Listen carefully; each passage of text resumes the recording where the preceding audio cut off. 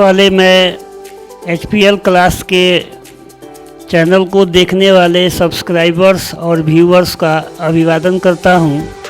और ये वीडियो मैं काफ़ी देर से प्रस्तुत करने जा रहा हूं, इसके लिए मुझे काफ़ी खेद है। समय अभाव के कारण ये वीडियो मैं नहीं डाल रहा था।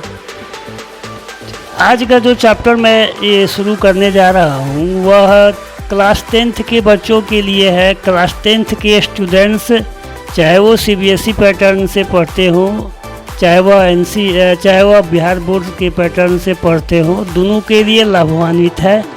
और इसको आप जो है देखें और इसको प्रमोट करें। मैं यही आशा के साथ ये वीडियो शुरू करने जा रहा हूँ। देखिए, सबसे पहले जो आपके सामने बोर्ड पर लिखा गया है वह साइमल्टेनियस लीनियर इक्वेशन होता है। तो साइमल्टेनियस लीनियर इक्वेशन का जो स्टैंडर्ड फॉर्म होता है, जो सामने लिखा है AX + BY + C = 0 होता है। ठीक है, इसमें x का कोफिशिएंट a होता है और y का जो कोफिशिएंट b होता है। तो इसको हम लोग जो है नॉन वेरिएबल बोलते हैं। क्या बोलते हैं? नॉन वेरिएबल बोलते हैं। और c हमारा एक कांस्टेंट है जो कि हमेशा कोई ना कोई नंबर होता है। ठीक है, तो आइए इसके परिभाषा को हम लोग देखते हैं। परिभाषा में कह रहा है कि अलजेब्रिक इक्वेशन होता है जो कि AX + BY + C के रूप में लिखा जाता है। इसमें मैंने आपको बताया कि a और b नॉन वेरिएबल होता है, c आपका कांस्टेंट होता है, x और y क्या होता है कि वेरिएबल होता है। और इसमें एक और चीज़ जानने वाली बात ये है कि जो इसका एक्सपोनेंट होता है वेरिएबल का x y का, वह 1 होता है, हमेशा 1 होता है। यहाँ देख रहे हैं एग्जाम्पल में 3x है + 5y है + 7 है।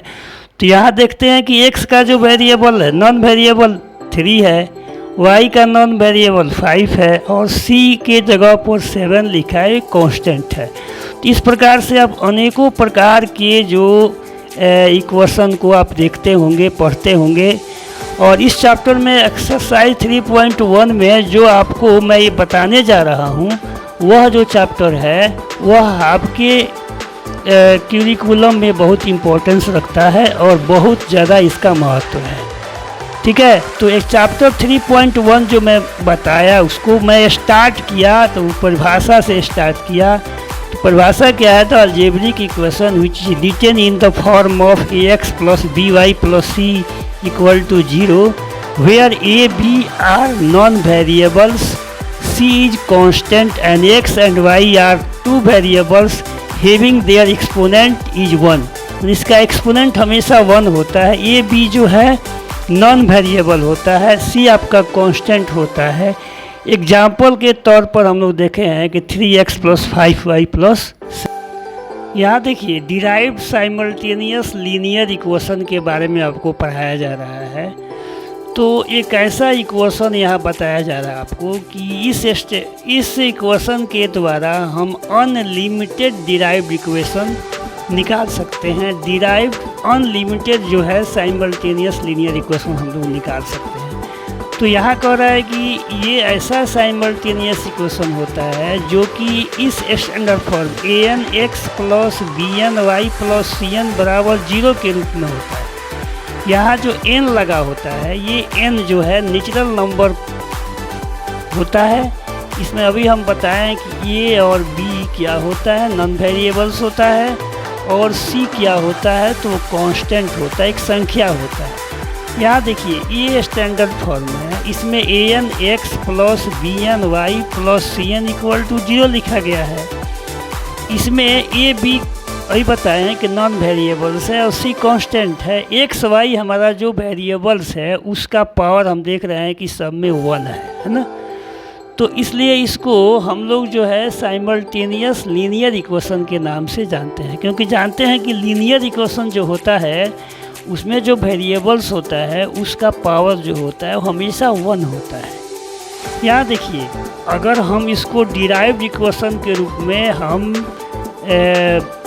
इससे इक्वेशन बनाना चाहते हैं तो कैसे बनेगा, यहाँ n का मान 1 रख देंगे तो a1x plus b1y plus c1 equal to 0 हो जाएगा, जो कि फर्स्ट डिराइव्ड इक्वेशन हुआ, first derived simultaneous linear equation हुआ। जब n का मान 2 रखेंगे तो a2x plus b2y plus c2 equal to 0 हो जाएगा, तो ये आपका second derived simultaneous linear equation होगा। इस प्रकार से हम अनगिनत अनलिमिटेड जो है साइमल्टेनियस लीनियर इक्वेशन को हम लोग निकाल। देखिए यहाँ types of simultaneous linear equation लिखा गया है, तो ये दो प्रकार का होता है। एक होता है कंसिस्टेंट साइमल्टेनियस लीनियर इक्वेशन और एक होता है inconsistent linear simultaneous equation. Linear simultaneous equation कहिए चाहे साइमल्टेनियस लीनियर इक्वेशन की एक कहा जाए। यहाँ कंसिस्टेंट साइमल्टेनियस लीनियर इक्वेशन जो है इसकी परिभाषा जो है 3 पॉइंट के आधार पर दी जाती है। पहला है कि पहचानेंगे कि कैसे जो है यह कंसिस्टेंट साइमल्टेनियस लीनियर इक्वेशन होगा। तो इसमें क्या करते हैं कि दो derived equation a1x plus b1y plus c1 equal to 0 दे देते हैं, a2x plus b2y plus c2 equal to 0 दे देते हैं। अगर a1/a2, b1/b2 और c1/c2 तीनों बराबर नहीं होता है तो ऐसा जो लीनियर साइमल्टेनियस इक्वेशन होता है वो कंसिस्टेंट माना जाता है। सॉल्यूशन अगर हम देखते हैं x और y का अगर हम सॉल्यूशन निकालते हैं तो सिर्फ x के लिए 1 ही वैल्यू आता है और y के लिए भी 1 ही वैल्यू आता है, तो यूनिक सॉल्यूशन इसमें पाया जाता है। और ग्राफ हम लोग देखते हैं, ग्राफ जब ड्रा करते हैं तो यहाँ ग्राफ दर्शाया गया, देखिए ये a1x plus b1y plus c1 का ग्राफ है, a2x plus b2y plus c2 का ग्राफ है। तो ग्राफ किसी एक पॉइंट पर कट कर रहा है P पर। अब इस P पॉइंट पर हम जो है इसके कोऑर्डिनेट्स को निकाल करके x और y के वैल्यू को निकाल लेते हैं। तो ये हमारा जो हुआ कंसिस्टेंट साइमल्टेनियस लीनियर इक्वेशन हुआ। इसी का दूसरा पार्ट जो है inconsistent simultaneous linear equation, same वही चीज़ है। नेसेसरी कंडीशन क्या है, कैसे इसको पहचानेंगे, तो दो जो है डिराइव्ड साइमल्टेनियस इक्वेशन यहाँ लिया गया है, a1x plus b1y plus c1 equal to 0 और यहाँ लिया गया a2x plus b2y plus c2 equal to 0 लिया गया है। अगर इसमें दो a1 और a2, b1 और b2 का जो वैल्यू है वह बराबर होगा, लेकिन लास्ट वाला c1 और c2 का वैल्यू बराबर नहीं होगा, तो ये मानते हैं कि यह जो समीकरण है, यह जो इक्वेशन दिया गया है वह क्या है, तो साइमल्टेनियस लीनियर इक्वेशन तो है ही, लेकिन किस प्रकार का है, इनकंसिस्टेंट है। इसके पहले हम लोग ये जान लेना होगा कि a1 क्या है, तो a1 इस x का कोफिशिएंट है, a2 क्या है तो इस x का कोफिशिएंट है, b1 क्या है तो इस y का कोफिशिएंट है, b2 क्या है तो इस y का कोफिशिएंट है, c1 क्या है तो दोनों हमारा कांस्टेंट है। इस प्रकार से दिए गए इक्वेशंस को हम इक्वेट करके a1, a2, b1, b2 और c1, c2 को निकाल लेते हैं और पता करते हैं कि ये जो इक्वेशन दिया गया है इनकंसिस्टेंट है कि कंसिस्टेंट है, और तब जो है उसके लीनियर इक्वेशन के हल को हम लोग सॉल्यूशन को निकालते हैं। अगर जो है इस तरह का जो है हमारा इक्वेशन है और ये इक्वेशन जो दिया गया है वह इस कंडीशन को अगर ओबे कर रहा है तो एक्स वाई का कोई जो है सॉल्यूशन नहीं निकलेगा, क्योंकि इसका जो ग्राफ आता है वो पैरेलल लाइन आता है। यहाँ कट कर रहा है ना, तो यहाँ जो है ग्राफ ऐसे जो है निकल जाता है। तो जब ग्राफ निकल जाएगा, पैरेलल हो जाएगा, जब कट नहीं करेगा, इंटरसेक्ट नहीं करेगा, तो उसका लीनियर उसका जो है हम लोग सॉल्यूशन फाइंड आउट। यहाँ ऑब्जर्वेशन टेबल बनाया गया है, ये आप लोगों की सहूलियत के लिए बनाया गया है। इस ऑब्जर्वेशन टेबल को देख करके आप भली भांति समझ सकते हैं कि जो साइमल्टेनियस लीनियर इक्वेशन होगा कब कंसिस्टेंट होगा, कब आपका कंसिस्टेंट होगा, कब इनकंसिस्टेंट होगा और कब जो है कोइंसिडेंट कंसिस्टेंट होगा।